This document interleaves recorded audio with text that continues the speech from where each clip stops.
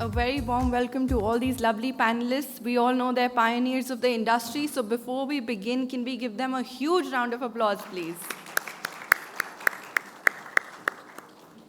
All right, to begin with, let's keep it easy breezy, and I'd love to hear from all of you. What sets you apart from your competition and what works for you? Should we start with Mr. Shivang? Hello, am I audible? Yeah. Hi everyone, I am Shivang. I belong to Lucknow and we run a chain of supermarkets by the name of Pappu Stores. We are 4 branches and almost 6 decades old organization. And so a very interesting question. हम लोग continuously competition face करते हैं national retailers से, local kirana वाला से, and so this year I was forced to check out कि मेरी strategy क्या है and what is my true omni-channel play. So I went to my customers and I spoke to almost 500 odd customers personally to understand कि आखिर वो मेरे पास आते क्यों हैं. So actually हम लोग को पता होता है, but hearing from the real customer's mouth is most important. So quality है, pricing है, एक right environment में जो assortment हम देते हैं उनको, जो कस्टमर सर्विस है, एंड मोर सो एवर जो एक लेगेसी है जो हम सब रीजनल रिटेलर्स का बहुत सालों से चलता आ रहा है. So I think these are some of the factors which came out and that's what works for us. That's a really nice insight. Mr. Sunil, can we hear it from you, please? Happy evening to all. To me, retail has always been an experience. It's not just about buying a product. It's about an experience, what you go through while you do the entire purchase happening. Whether it's online or offline does not matter, but it's all about the experience factor, and which in India, our country at least, majority of the people are still people who want to have the feel of the product and buy the products. So we are into the transition mode because the next millennium, next generation which is coming in is becoming more into the offline module. So it's about keeping the balance, and that is where the challenge lies, is how to balance this entire thing and then go ahead. And about the brand, it is like how you want to position is very important, because it is, you need to understand the customer base. Because sometimes I have seen a lot of mistakes we do is basically we mix up a lot of things, which never works actually. I firmly believe that when you focus on to the mass market, then you cannot do simultaneously justice to the niche market. So it is sometimes very difficult to understand that where you need to be clear about which market you want to focus. Then accordingly, if you have a strategy at place, then it makes much easier. And that is how the customers comes for the repeat experience again and again. That's very true. Mr. Lakshmi Chand, I think you had some very interesting insight into this. I know the public would love to hear it. Hi, Lakshmi Chand Gada from Society Stores. We have 7 stores in Mumbai. Basically, competition है ही नहीं. अगर आप आपके customer को समझ पाते हैं तो कंपटीशन नाम की कोई चीज़ मुझे तो समझ में नहीं आती है. अगर आप आपके कस्टमर को राइट टाइम पे right quality with the right price देते हैं, वो कस्टमर आपसे कभी जाने वाला नहीं है. और हम ओमनी चैनल के ऊपर भी हम काम कर रहे हैं, और हर रिटेलर को ओमनी चैनल के ऊपर काम करना पड़ेगा. It's matter of time. समय की डिमांड है ये, और टाइम इज़ चेंजिंग. और अगर वो कांस्टेंट चेंजिंग टाइम के साथ अगर आप कदम नहीं पिला पाए तो आई थिंक फ्यूचर में थोड़ा डिफ़िकल्टीज आने के चांसेस है. अगर हम लोकल संभाल रहे हैं, 5 किलोमीटर के रेडियस, 8 किलोमीटर के रेडियस, 10 किलोमीटर के रेडियस के अंदर आपको आपकी दुकान का प्लानिंग करना बहुत ही ज़रूरी है. बट आप अगर अच्छी क्वालिटी, अच्छी सर्विस, अच्छा एम्बियंस अगर दे पाते हो कस्टमर को, तो मुझे नहीं लगता कि कस्टमर आपको छोड़ के चला जाए. अगर चला भी गया तो आई एम 100% श्योर कि वो वापस आएगा. Thank you. So, Mr. Akash, how all three of them said, that makes a lot of sense. All these 3 things that set you apart from your competition, all these 3 things are, I'm sure, very important. But as we know, the FMCG industry is very dynamic and the margins are thin. So how do you maximize your profitability? Grocery as an industry itself is a very challenging industry. So the panel here is all of majorly consist of all the legacy stores, as we Right. say. They are 3, 4, 5 year, 50 years old stores. So I come from a family which is in grocery since last 80 years. So what we did, we upgraded the customers from generation to generation. Like my grandfather used to say कि अगर वो आ रहा है shop में, तो अगर वो एक पहले कोई भी जिलेट की चीज़ लेता था, सो रेजर मैक 3 मैक 5 सब अभी आए हैं. So we have seen the transition. Similarly हम लोग उसको कस्टमर को अपग्रेड करते हैं, धीरे धीरे उसको चॉइस देते हैं. वी मेक श्योर कि he has taste of that niche thing और प्रीमियम थिंग. दो चीज़ें हम लोग इसमें मेनली फोकस करते हैं. एक तो प्रमोट आर प्राइवेट लेबल. सुबह the friends from Nielsen they had survey की 31% of the consumers trust the store private label have a good quality compared to national brands. I will say the reverse. The legacy stores private labels in dry fruits, in spices, 99% of the customers trust them, and we upgrade customers accordingly. Third thing we do is we promote the local brands. Promote the local brands because they provide the freshness, they provide better margins, they provide better service compared to the national brands in the food category. That's what we do to promote our margins and increase our profits. Very interesting.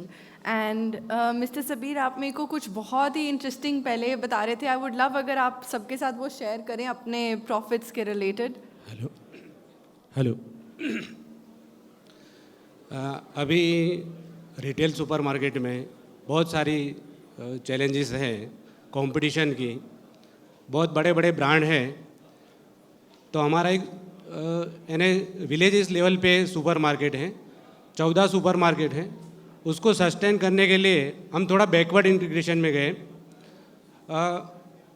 एक मैं example दूं कि गेहूं है, तो गेहूं और आटा सस्ता लाने के लिए हमारे 2 माइक्रो लेवल के एंटरप्रेन्योर से हमने फार्म टू मार्केट करके एक एंटरप्रेन्योर क्रिएट किया जो एपीएमसी में है.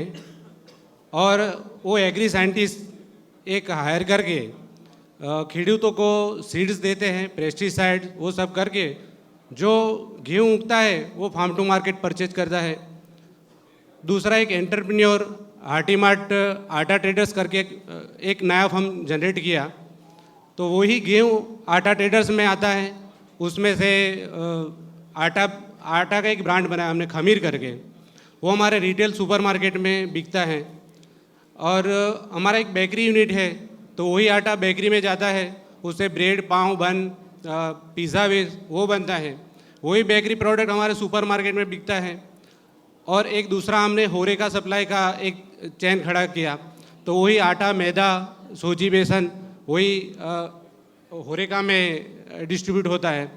तो कंपटीशन जितनी बढ़ती है उसके अगेंस्ट में हम बैकवर्ड इंटीग्रेशन में जाते हैं और कंपटीशन को कम करने का ट्राई करते हैं. और छोटे छोटे माइक्रो लेवल पे नए नए एंटरप्रेन्योर इनसे क्रिएट होते हैं. तो इससे हमारी जो कंपटीशन है वो कम होती है. ऐसा ही एक दूसरा बैकवर्ड इंटीग्रेशन हमने स्पाइसेस और मसाले में किया. जो बड़ी बड़ी ब्रांड है, अभी सबको पता है कि छोटे सुपरमार्केट में ज़्यादा वो मार्जिन नहीं देते. तो वो मसाले हमने होरेका में भी लॉन्च किए और रिटेल में भी हमारा जरीफ और गुड टाइम करके वो मसाले हमने ये रिटेल सुपरमार्केट में भी लॉन्च किए. Sir, first of all, amazing as a businessman. And secondly, even more amazing what you've done for your community. आपने विलेज में जितने entrepreneurs को चांस दिया है, जो आप वहाँ एक पूरा एक इकोसिस्टम क्रिएट कर रहे हो, really amazing. We should really clap for him. चलिए, moving on to the next question. Given the vast number of categories, SKUs, companies, suppliers in a supermarket, the complexity is evident. So how does a supermarket chain manage this successfully? Mr. Bhagirath, can we start from you, please? So this is something personally I feel is very, very important, rationalization. So जैसे हमारे वो दिवाली के बाद एक अन्नकूट होता है, तो अन्नकूट में वो 56 प्रकार के व्यंजन बनाए जाते हैं. तो it is very nice, all are good, everything is प्रसाद. It's always easy to choose between right and wrong, but it's really very difficult to choose between right and right. And that rationalization the retailer has to do. It is not humanly possible to eat all 56 by a single human. So प्रसाद तो सारा ही है, उसमें से उनको चुनना पड़ेगा कि किस वेंडर से उनको काम करना है. So what, like in our supermarket, what we do is we have a kind of a blanket is there that a store cannot have more than 111 vendors. And they cannot have more than 3,000 SKUs. So what we have done is in all our stores the store manager is responsible कि अगर 3,000 से ज़्यादा SKU हुए तो we fine them 500 rupees for that month. और उससे कम होता है तो we give them 500. So almost all our stores are below that. And 111 vendors से ज़्यादा नहीं रखते हैं because there are so many good vendors. यहाँ पे इतने stalls हैं, but the retailer has to make sure, because retail management is nothing but category management, and for category, each category should have SKU rationalization. And SKU rationalization is not possible without vendor rationalization. If I have 200 vendors, I cannot constrain myself to 3,000 SKUs because with each vendor 30-40 SKU immediately add हो जाते हैं. So we have to make a choice. Like in masala, we sell 3 brands only. So currently we are selling Everest and Catch and Ashok masala. So MDH people, they keep coming to us, but we say that then we have to remove one. So you give us better margins and like that. So MDH is a good brand, but we have rationalized it. So that's actually very, very important. And in our department store business, I'll just end it with this, that when I joined the business, we were having 3,000 vendors. Like in my kapde wala business, and the sale was like X. Now the sale is 7X, and we have 600 vendors in that. So vendor बढ़ाने से cell नहीं बढ़ता है, उसको rationalise करके उनको ज़्यादा अच्छी सेल देने से it's easier to manage. Also check भी कम काटने पड़ते हैं, मैनेज भी कम करना पड़ता है, डेड स्टॉक भी कम होता है. तो इट्स अ मिसकंसेप्शन कि ब्रांड बढ़ाने से सेल बढ़ जाती है. प्रोडक्ट सारे, रेंज सारा होना चाहिए. That's what we feel, and it's very very important for high performing store. Thanks. Mr. Nitesh, do you agree with the same opinion, or? I'd love to hear your opinion on the same thing, that how do you manage such complexity? Good evening. Super market है तो SKU बढ़ना तो बढ़ेगा ही. Daily 5-10 product का product बढ़ता ही है. SKU नया listing होता ही है. तो सुपर मार्केट में SKU कंट्रोल, अनसोल्ड प्रोडक्ट्स और डैमेज प्रोडक्ट्स को कंट्रोल करना बहुत ज़रूरी है. अगर वो कंट्रोल नहीं किया तो अपना इन्वेंट्री बढ़ता जाएगा. तो उसके लिए SKU कंट्रोल के लिए हम लोगों ने एक स्ट्रेटेजी बनाया है कि कैटेगरी वाइज हम लोगों ने जो प्रोडक्ट्स 3 महीने का हम लोग एनालिसिस करते हैं. अगर जो प्रोडक्ट 5 पीस से कम बिकता हो, दूसरा 300 रुपीज़ से कम सेल्स देता हो और 100 रुपीज़ से कम प्रॉफिट देता हो, वो SKUs को हम लोगों ने डिसकंटिन्यू कर दिया. तो आज मतलब कुछ क्राइटेरिया होना चाहिए SKUs को डिसकंटिन्यू करने के लिए. तो हम लोगों ने हमारी टीम को वो पूरा दे दिया है. तो आज हमारे यहाँ पे 400 SKUs हम लोगों ने कंट्रोल किया है. 4,000 से ऊपर SKU नहीं है हमारे पास. दूसरा है कि अनसोल्ड प्रोडक्ट, जो प्रोडक्ट 30 दिन के अंदर एक भी क्वांटिटी सेल नहीं होता है, उसको हम लोगों ने डिसकंटिन्यू कर दिया है. तीसरा है कि डैमेज प्रोडक्ट. तो डैमेज प्रोडक्ट के लिए आज सुपर मार्केट है तो प्रोडक्ट गिरेगा, कस्टमर से भी गिरेगा, कहीं ना कहीं कुछ टूटेगा. तो वो तुरंत ही जैसे ही सप्लायर हमारे यहाँ पे जो नया डिलीवरी देने के लिए आता है, तभी हम लोग उसको रिटर्न कर देते हैं. तो वो प्रोडक्ट भी हमारे पास, डैमेज का प्रोडक्ट भी हमारे पास स्टॉक नहीं रहता है. तो इससे काफ़ी इन्वेंट्री कंट्रोल होता है. दूसरा है कि सेल्स बढ़ाने के लिए तो हमारे यहाँ ऐसा स्ट्रेटेजी है कि टॉप 1200 जो है सेल्स देती है प्रोडक्ट्स, उसको हम लोगों ने आई फेसिंग दिया गया है. तो हर वीकली, हर 15 दिन में उसको टॉप बॉटम का हम लोग अलाइनमेंट करते हैं category wise.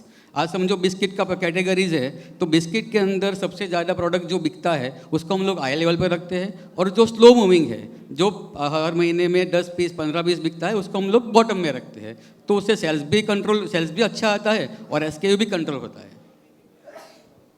Thank you, sir. Mr. Ashok, I'd love to hear your opinion on the same as well. And if you feel up to sharing it, I'd love for you to share that example you were telling of the comparison between an apparel business and an FMCG, what your father said. That was a really great remark. So, hello. So yes, I totally agree with Bhagirath ji and Nitesh bhai. एक example मैं ये दूंगा कि आपके store पे अगर कोई SKU 1000 piece बिकना है तो वो 1000 पीस ही बिकेगा. अब आपको उसमें 10 वैरायटी रख के 100 पीस बेचना है कि आप 3 वैरायटी रख के सबके 300 पीस बेचो, वो आपके ऊपर है. और मेरे हिसाब से 3 वैरायटी रख के 300 पीस बेचना is a much better option and a better call, क्योंकि इससे वेंडर भी खुश रहता है, आपको बल्क परचेजिंग पे डिस्काउंट्स भी मिलते हैं, you save more, you get more margins. And after all ये इतना थिन मार्जिन का बिजनेस है दैट वी ऑल नो कि एक्सपायरी डैमेजेस से हम जो अर्न करते हैं that is totally our earnings. इस तरीके की परचेजिंग से जो हम अर्न करते हैं that is totally our earn. And मेरा बैकग्राउंड जो ब्लड बिजनेस है जो मैं आपको बता रहा था कि मेरा बैकग्राउंड पूरा कपड़े का है. We were majorly into apparel and 4 years back I entered into this field. So मेरे फादर ने पूरा जो एम्पायर बिल्ड किया है वो कपड़े के बिज़नेस से ही किया है. एंड जैसे ही हम इस बिज़नेस में आए हैं विद ज़ीरो नॉलेज, और पहले ही साल में जब हमने देखा कि हमने बहुत बल्क में वीट खरीद लिया, गेहूँ खरीद लिया, एंड उसमें कीड़े लगने लगे, and my father got panicked. ये क्या हो रहा है यार, ये इससे अच्छा तो कपड़ा ही था यार, वो कम से कम उसमें कीड़े नहीं लगते हैं, कम से कम एक्सपायर नहीं होता है वो 2 साल बाद भी बिकेगा लेकिन कम से कम कुछ तो वैल्यू दे के जाएगा. तो बट ठीक है, that is how we evolved ourselves कि ये चीज़ें नहीं हो. वो हमारी मिस्टेक थी कि शायद यही मिस्टेक हमने करी कि हम 10 वैरायटी रख रहे थे, हर वैरायटी को अलग तरीके से मैनेज कर रहे थे, लेकिन ख़रीदने वाला कस्टमर अगर एवरेस्ट खरीदता है तो वो एवरेस्ट ही खरीदेगा. और अगर आज आपको बोलेगा, जो नहीं होता है जनरली कस्टमर बोलता है कि ये नहीं है आपके पास, बट 2 दिन बाद आके वो लेके चला जाता है. और आपका स्टाफ यही कंप्लेन करता है कि सर ये नहीं है, ये नहीं है, ये नहीं है, बट जो है उस पर ध्यान स्टाफ का जाता नहीं है.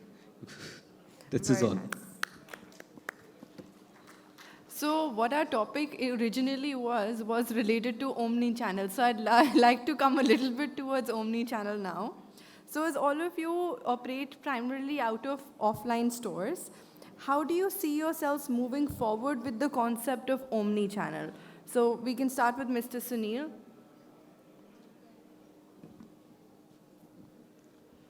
See, as I already shared that balancing between the online and offline is the thing which we need to focus on. So what we have done is, in fact, we have already launched our own direct online portal which customers can buy from any part of the country today. And this we have been operating for last almost 7-8 years now. It's almost 8 years, yeah. But the bigger challenge for us is today still we haven't seen much traction happening. It's hardly about 1.5% of the entire turnover. So what now latest we have done is just before a month before Diwali, just to cater now, this is the new thing which has happened is the Q-commerce. So which we have also launched our app now in the local market, saying that we can also deliver within 30 minutes to any of the local areas. So that is how we are also getting ready. And I also believe that the future belongs to the people who are going to have both the presence. I firmly believe that either only the offline model or only the online model, both on its own, it's not going to sustain. It's about question of how to balance and work on both the modules and make it more profitable. Great insight. So, Mr. Shivang, what about your opinion on the same? Great. Sabir sir, please, we'd love to hear from you. आपका आगे offline strategy क्या सोच रहे हैं आप? Online, sorry, omni-channel strategy. अभी हमारे जो सुपरमार्केट है वो विलेज लेवल में है, तो वो ऑनलाइन तो नहीं गए हैं, बट अभी जितनी भी यानी ओमनी चैनल का एक पार्ट है व्हाट्सएप के थ्रू डिलीवरी, तो सबसे ज़्यादा वही है. तो जो विलेज इसमें फेसबुक प्रमोशन करके हम जो स्कीम नहीं होती है, जो नए SKUs हमारे पास आते हैं, वो इसे व्हाट्सएप थ्रू प्रमोट करते हैं और उससे बेनिफिट अच्छा मिलता है. कुछ भी नई स्कीम आती है तो व्हाट्सएप थ्रू हम मार्केटिंग करते हैं. अभी हमने एक स्टोर लॉन्च किया, तो उसको वहाँ की जो लोकल चैनल थी तो उसमें हमने प्रमोट किया. तो 12 घंटे में 80,000 व्यूअर थे। तो हम ऐसा सोचते थे कि हमारे जो स्टोर है उसके अराउंड 2 किलोमीटर या 3 किलोमीटर से कस्टमर आते थे। तो उसके बाद 15 दिन तक कस्टमर 15-15, 20-20 किलोमीटर से आए, तो उसका बेनिफिट हमको ज़्यादा मिला। और अभी जो स्टोर अभी एग्जिस्टिंग है वो अभी तक यानी पूरा ओमनी चैनल सस्टेन नहीं करते, बट उसमें से जो अच्छा है रीजनल पार्ट में वो हम सिलेक्ट करके उस पर वर्क करते हैं। Mr. Lakshmi Chand, over to you. या चेंज इज़ कांस्टेंट। हमें कंटिन्यूस बिजनेस के अंदर चेंजेस करते ही रहने पड़ेंगे। हमारे जो 7 स्टोर हैं, फ़ोन ऑर्डर्स तो ऑलरेडी चालू रहते हैं, व्हाट्सएप ऑर्डर्स आते हैं, लोग फ़ोन करके भी लिखाते हैं, and with in a month और सो हमारा ई-कॉमर्स प्लेटफॉर्म भी आ रहा है। कस्टमर को चॉइस देना है कि आप व्हाट्सएप पे फ़ोन करके लिखा दीजिए या आप नेट पर जाके ई-कॉमर्स के ऊपर जाकर आप ऑर्डर दे दीजिए, और वो ऑर्डर डिलीवरी आधे घंटे में भी हो सकती है, 2 घंटे में भी हो सकती है, और नेक्स्ट डे स्लॉट वाइज भी हो सकता है। Right now what we are doing is 30 minutes का भी डिलीवरी का शेड्यूल है। जो कस्टमर को 1 घंटे के बाद चाहिए तो वो भी मिलेगा, और अभी 1 महीने के बाद जब हमारा ई-कॉमर्स प्लेटफॉर्म आ जाएगा तो हम नेक्स्ट डे डिलीवरी के स्लॉट से चालू करेंगे। Thank you. Over to you, Mr. Bhagirath. So I have a habit of seeing Fortune 500 top retailers, like top 10 retailers of the world. So 10 years back, there was not a single online retailer in top 10 retailers of the world. But आज के दिन, as on today, Amazon is the second biggest retailer by sales in the world, and JD.com is number 10. Alibaba is, I think, 25. So definitely the figures says, like, figures speaks louder than words. Figures ये बोल रहे हैं कि their sale is increasing, which is a fact. The challenge in India is, like, I don't think very few companies are making money in that right now. And good thing for us is that less than 1% of the total sale in food business is coming from online right now. But we started our online platform during COVID, and we still run it. It's just 1.5% of our total sale as of now. But since looking at the change which is taking place, we are strengthening our muscle in that. We have not invested too much in this right now. We are operating on a very, very reasonably priced app for it. And very cheap it is, like very economical. वो ऐसा ना हो जाए कि 6 रुपए का घोड़े पे 9 रुपए का दाना खाने लग जाए, ऐसा हो रहा है। कई lot of regional players are spending a lot in this and not making money. And we are not being funded by venture capitalists, or we are issuing shares. So we cannot burn our hard-earned offline store का money on our retail platform. But definitely अगर कम investment के साथ, we should give one more option to the customer, which is very important. So I feel that it's going to be a very interesting next decade for online retail and food business in India. Thanks. Very interesting. Over to you, Mr. Ashok. Inayat, I'll take 2 minutes more on this. Please. Because I'm doing several things जो मैं आप सबके साथ share करना चाहता हूँ, but before that मैं introduce करना भूल गया था. I'm Ashok Mundra from Raipur, Chhattisgarh. My store name is Ashoka Mart. We have 4 stores and खाली 4 साल हुए हैं इस फील्ड में, बट 4 साल पे बहुत सारी चीज़ें सीखी हैं. तो मैं अपनी सीख से चालू करता हूँ कि जब मैंने पहले ये बिज़नेस में मैं घुसा था तो मेरे लिए दिमाग में था कि मैं प्राइसिंग ऐसे दूंगा कस्टमर को कि कस्टमर खींचा चला आएगा, और मैं ऐसा डिस्काउंट दूंगा. बट साल सवा साल बाद मुझे समझ में आया कि कस्टमर की चाह जो है वो प्राइस नहीं है. कस्टमर की चाह है कि आप उसको सम्मान दो, आप उसको इज्जत दो, आप उसको सर्विस दो, आप उसको एक्सपीरियंस दो, आप उसको वैरायटी दो, आप उसको होम डिलीवरी दो, आप उसको ऐप से डिलीवरी दो. और यही सारी चीज़ जो है ओमनी चैनल है. ऑल दीज थिंग, अपने कस्टमर को हर तरीके से रीच करना ही ओमनी चैनल होता है. एंड जब हम ये सारी चीज़ें करते हैं तो कस्टमर और कहीं नहीं जाता है. जनरली हम पैनिक हो जाते हैं कि यार वो बाजू में ABCD मार्ट खुल गया है, मैं कैसे करूँगा, अब मेरा तो पूरे कस्टमर कब जाएंगे. बट ऐसा नहीं है. ये जो ओमनी चैनल स्ट्रैटेजीज़ हम करते हैं हमारे कस्टमर के लिए, ये हमको उनसे जोड़ता है. और इसको करने के लिए हमें हमारे कस्टमर को जानना बहुत ज़रूरी है.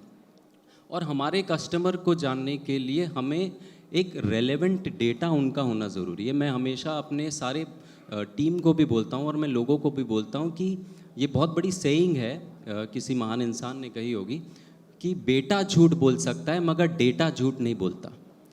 तो ये बहुत बड़ा फैक्ट है ये, कि बेटा झूठ बोल सकता है मगर डेटा झूठ नहीं बोल सकता। इसलिए अपने डेटा को इतना स्ट्रांग बनाओ। हमारे यहाँ के रिचेस्ट पर्सन मुकेश अंबानी जी ने भी कहा है कि data is the new oil. क्यों बोल रहे हैं लोग? और हमारे पास थाउजेंड्स ऑफ कस्टमर रोज़ वॉक इन करते हैं, हम अलग अलग तरीके से उनको डील करते हैं। Shivang is catering 50,000, everyone is catering every month 50-60,000, 1,00,000 customer को हम केटर करते हैं जिनके डेटा को हम रखते हैं। So this data can be utilized in a better way for using it in a home deliveries हो जाए। मेरे पास भी ऐप है, we have a app, but लोगों को लगता है कि एक ऐप बनाना बहुत महंगी चीज़ होती है, बट ऐसा नहीं है। There are so many third party vendors जो आपका ऐप बना के देती है इन अ रेंटल बेसिस में। मुझे 2,500 रुपये महीने का लगता है, मैं उसमें 3 लाख रुपये महीने का कमाता हूँ। मैं बहुत ज़्यादा फोकस नहीं हूँ, बट मेरी सेल्स का वो 1% 2% कंट्रीब्यूट करता है खाली ऐप से। एंड फिर उसके बाद व्हाट्सएप के थ्रू जो हम डिलीवरीज करते हैं वो डिलीवरीज करते हैं। लाइकवाइज जैसे ब्लिंकिट एंड ग्रोफर्स आप लोगों के मुंबई दिल्ली में आ गया है, हमारे यहाँ पे भी कुछ ऐप्स आए थे। बड़ा भालू, तो बड़ा भालू ऐप था वो, दे वर ऑल्सो द एग्रीगेटर, तो हमने वहाँ पे भी अपनी लिस्टिंग करवाई। हमको उनको 1% 1.5% मार्जिन दिया, मार्जिन मैंने अपनी कंडीशन पे दिया था, मगर 1% 1.5% मार्जिन में मैंने अपने स्टोर को वहाँ पे लिस्ट कर दिया। मेरा काम था बस सुबह उठ के मेरे जो MIS वाला बंदा था या मेरा एक बंदा, वो ओपनिंग स्टॉक ले जाके उनको भेज देता था, वो अपने ऐप में अपडेट कर देते थे। तो मेरे कस्टमर को मैं एक थर्ड पार्टी ऐप से भी रीच कर रहा हूँ, मैं अपने ऐप से भी रीच कर रहा हूँ, मैं ऑफलाइन स्टोर में भी उसको मिल रहा हूँ, और मैं वहाँ पे भी उसको बोल रहा हूँ कि मैडम आप शॉपिंग करके छोड़ के चले जाओ, मैं आपको डिलीवरी करवा दूँगा। तो लाइकवाइज ये जो सारी सर्विसेज हम हर तरीके से माध्यम से देते हैं ना, ये कस्टमर को हमसे टूटने नहीं देती है। एक छोटा सा एग्जांपल वह 30 सेकेंड्स में मैं शेयर करूँगा। हमने क्लियरेंस सेल चलाई थी कपड़े की, तो मैं रिव्यू मीटिंग ले रहा था and I was talking to my person कि भाई क्या हुआ कपड़े का। तो he was like sir trousers shirts में ML XL every size is out, almost stock out, मगर जो बिग साइज है 36 वेस्ट 38 वेस्ट 40 वेस्ट ये सब बची हुई है, ये निकल नहीं रही है। Double XL triple XL shirts निकल नहीं रही है। तो मैंने बोला क्या करें? मतलब एक काम करो, 3 साल हुए बिजनेस को ना, 3 साल का डेटा निकालो, कितने लोगों ने हमसे 36, 38 और 40 कमर की शर्ट पैंटें खरीदी है, कितने लोगों ने हमसे 2XL और 3XL की शर्ट्स खरीदी है। आप बिलीव नहीं करेंगे कि जो मेरा अपैरल या जो मेरे SKU एक पीस भी नहीं निकल रहे थे, फर्स्ट डे उस बंदे ने 10 कॉल किया था, उसमें से सबसे पहले कॉल वाला आदमी आया और 6 ट्राउजर्स और 6 शर्ट्स लेके गए। सिर्फ ये एक टारगेटेड मार्केटिंग से, ये थोड़ी थॉट से कि हम कैसे अपने कस्टमर को इस तरीके से भी रीच कर सकते हैं। These are small thing that's Great. Over to you, Akash. Omni-channel for us is existing since last 80 years because at the end we all are in customer service industry. So customer को reach करना और उसको service देना, ये तो सबसे हम बोलते हैं हम लोगों का धर्म है, religion for us. So we used to do home deliveries. अभी कोविड में WhatsApp किया, then post COVID we are अभी भी WhatsApp और होम डिलीवरीज काफ़ी कम शेयर होता है। बिकॉज अगर हम क्वेश्चन करें कि what is the need of this customer service in which type of towns, तो इसका मुंबई में आंसर अलग है, और फॉर Tier 3 Tier 4 टाउन्स जहाँ से हम लोग आते, जहाँ हम लोग का ऑफलाइन फोकस है, we are catering to 60-70,000 customers per month, उनका नीड अलग है। सो आई विल शेयर कि हम लोगों का पेन पॉइंट क्या है। So pain point for regional retailers like us who want to do omni channel is the tech support और उसमें प्रॉपर गाइडलाइन कि हम लोग इसमें वेबसाइट कैसे अच्छी से जो रोबस्ट हो system which is integrated on WhatsApp, available online, at the same time it is GST compliant, उसमें रिटर्न्स मैनेज हो, इतने सारे इसमें रिटेल में कॉम्प्लेक्सिटीज़ है। सो होपफुली कि कस्टमर सर्विस में फ्यूचर में इसमें और बेटरमेंट होगा टेक्नोलॉजी में, एंड स्लोली रिटेलर्स तो अडॉप्ट कर ही लेंगे धीरे धीरे, it will be part of their overall strategy, and omni channel is here to stay. Like Sunil uncle has said कि you have to balance things, और हम लोग एक सेल्स परसेंटेज भी देख रहे हैं, तो धीरे धीरे जैसे इसमें टेक सपोर्ट आएगा, more people will adopt omni channel, is we have to adopt in the future. Very rightfully said. Over to you, Mr. Nitesh. हमारे पास ऑनलाइन प्लेटफॉर्म नहीं है, लेकिन हम लोग प्लान कर रहे हैं इसका एक ऐप प्लान कर रहे हैं उसके अंदर, जहां हम कस्टमर को उनकी रिक्वायरमेंट के जो भी रिक्वायरमेंट है वो फुलफ़िल कर सके। तो अभी मेरे पास कोई डेटा नहीं है ऑनलाइन बात करने के लिए, लेकिन हम लोग फ्यूचर में जा रहे हैं उसके ऊपर। हम लोगों ने भी स्टडी किया हुआ है उसको कि ऑनलाइन बिजनेस कैसे ग्रो हो रहा है, धीरे धीरे मार्केट उसकी तरफ डाइवर्ट हो रहा है। आज की यंग जनरेशन्स है वो तो मेरे ख्याल से जितने भी 25 ईयर्स के नीचे वाले हैं वो मेजर ऑर्डर्स कर रहे हैं ऑनलाइन से। तो हम लोग भी वो ऑडियंस को, वो कस्टमर्स को टारगेट कर रहे हैं और उनके लिए ही स्पेसिफिक हम लोग प्लान कर रहे हैं कि ऑनलाइन ऐप हो। तो plan That's great. Does anybody have any specific closing remarks, or shall we open the floor to questions? Shall we open it for questions, or would anybody like to have any closing remarks? Mr. Sunil. See, on the profitability part, when you were all speaking, I think one factor which we have forgot is it's about how efficiently a retail chain can be run. It's like this, like how many time of the stocks can be rotated. I think that is one of the most biggest trump card of any retail business today. If you can rotate your stocks to about say 15 times a year, and that is where the entire profit lies. Second part is, I think, the private labels, because end of the day, if you are dependent on FMCG models where your margins are between 5 and 15%, and to run your show, it is about an average is about 9 to 10% margins which you get, and your expenses are going to be about 15%, then how are you going to cope up this? I think that is where the private label works. So if you can get into the private labels part and enhance your margins, then that is how you can sustain the show. These are the two factors, basically. Thank you so much. Anybody else? All right, I think we've got a couple of minutes. If anybody has any questions, we're open to taking questions. Anybody? Sir, I think हमने सबको सुला दिया है audience में आज. You have a question? Sir has a question. Just joking, please, sir. या सो retail के अंदर इतनी डिटेल है, जैसे सर ने बताया कि भाई प्राइवेट लेबल का कोई अंत नहीं है। अगर आपकी क्वालिटी पैकेजिंग अच्छी है तो आप रिटेल के मास्टर हो। So basically people are interested in containers, not in contents. ये एक बड़ी सुनी कहावत है, बट अगर आपका पैकेजिंग बढ़िया हो और पैकेजिंग के अंदर का जो कंटेंट अगर बढ़िया होता है तो ग्राहक आपको कभी भी छोड़ के जाएगा नहीं। ये 100% की बात है ना। It is trial and tested. हमारी 75 इयर्स ओल्ड ब्रांड है हमारी सोसाइटी स्टोर्स। 75 साल से हमारा एक ही प्रिंसिपल रहा है कि quality quality and quality. Quality अगर आप ग्राहक को देंगे, कितनी भी कंपटीशन आने दो, शायद क्वालिटी देंगे आपको तो क्वालिटी के लिए आपको पैसा चार्ज करना पड़ेगा। ग्राहक को लगेगा कि बाजू में XYZ ABC स्टोर खुल गया है, वो सस्ता दे रहा है, 1 महीने के लिए भाग जाएगा। मैं सेंटा क्रूज स्टोर के बाजू में मेरा रिलायंस का बिग बाज़ार खुला था। मैं आपको बात कर रहा हूँ करीबन 10 साल पहले की। मैं 20% कस्टमर 30% कस्टमर्स चले गए, 1 महीना 2 महीना, तीसरे महीने सब कस्टमर वापस हुए। इनफैक्ट 2 कस्टमर ज़्यादा आए होंगे। क्यों? कि आपके वहाँ क्वालिटी मिलती है, वहाँ पर आपको क्वालिटी नहीं मिलती है।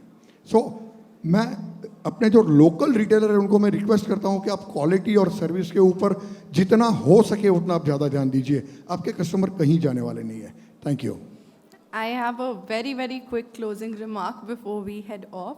I would like to quote Mr. Lakshmi Chand. उन्होंने before session start हुआ, he said something that really resonated with me. I think, sir, you should have shared it, but I'm going to share it on your behalf. Sir ने कहा कि जितने इस time पे retailers हैं वो एक कोहिनूर के माइन पर बैठे हैं, तो जिसकी जितनी कैपेसिटी है डिग कर लो, खोद लो, उतनी माइन उतने कोहिनूर के हीरे आपके। So thank you everyone, thank you, and thank you for a lovely panel.